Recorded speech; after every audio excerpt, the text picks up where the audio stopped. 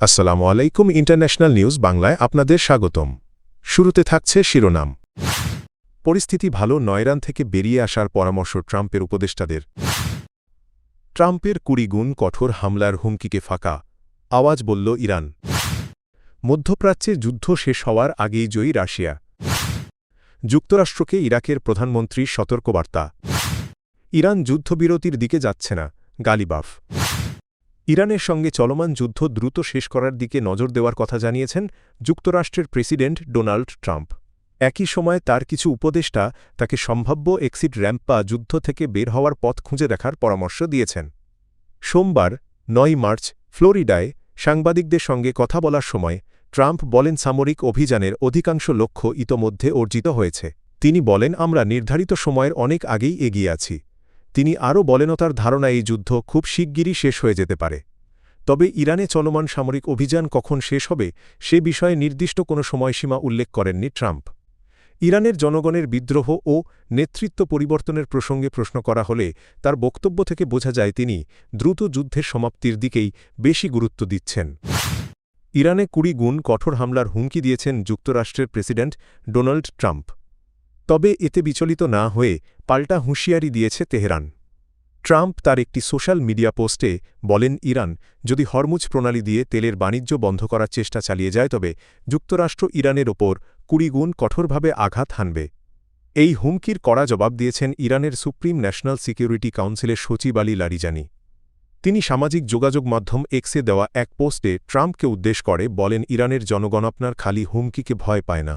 মধ্যপ্রাচ্যে যুক্তরাষ্ট্র, ইসরায়েল ও ইরানের মধ্যে চলমান উত্তেজনার মধ্যেই দুই পক্ষের এই পাল্টাপাল্টি বক্তব্য পরিস্থিতিকে আরও জটিল করে তুলতে পারে বলে বিশ্লেষকদের ধারণা। ইসরায়েল ও যুক্তরাষ্ট্রের যৌথ হামলার পর মধ্যপ্রাচ্যে সংঘাত দ্রুত বিস্তৃত হয়েছে।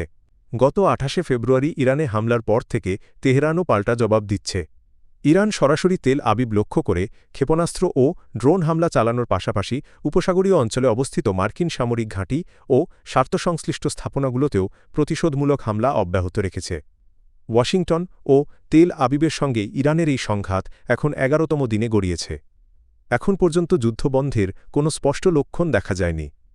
তবে এ পরিস্থিতির মধ্যেই ইউরোপীয় কাউন্সিলের প্রেসিডেন্ট আন্তোনিও কস্তা মন্তব্য করেছেন, এই সংঘাতে এখন পর্যন্ত রাশিয়াই সবচেয়ে বেশি লাভবান হয়েছে। মঙ্গলবার ১০ মার্চ ব্রাসেলসে ইউরোপীয় ইউনিয়নের রাষ্ট্রদূতদের উদ্দেশ্যে দেওয়া এক বক্তৃতায় তিনি বলেন, ইরান ও যুক্তরাষ্ট্র ইসরায়েলের সংঘাতের কারণে বিশ্ববাজারে জ্বালানি তেলের দাম বেড়েছে। তার মতে তেলের দাম বৃদ্ধির ফলে ইউক্রেনের বিরুদ্ধে যুদ্ধ চালিয়ে যেতে রাশিয়া অতিরিক্ত অর্থ ও সম্পদ পাচ্ছে।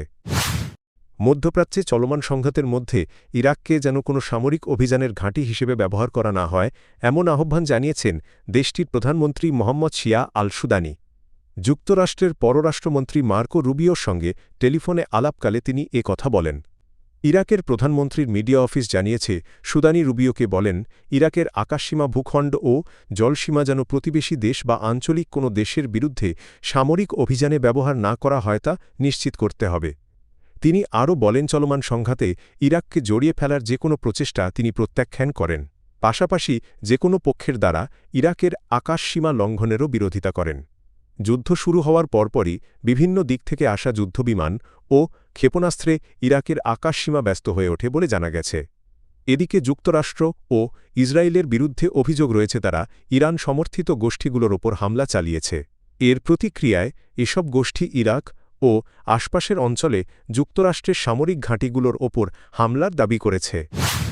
ইরানের পার্লামেন্ট স্পিকার মোহাম্মদ বাঘের গালিবাব যুক্তরাষ্ট্র ও ইসরায়েলের সঙ্গে আলোচনার মাধ্যমে যুদ্ধের সমাপ্তি হতে পারে এমন ধারণা প্রত্যাখ্যান করেছেন।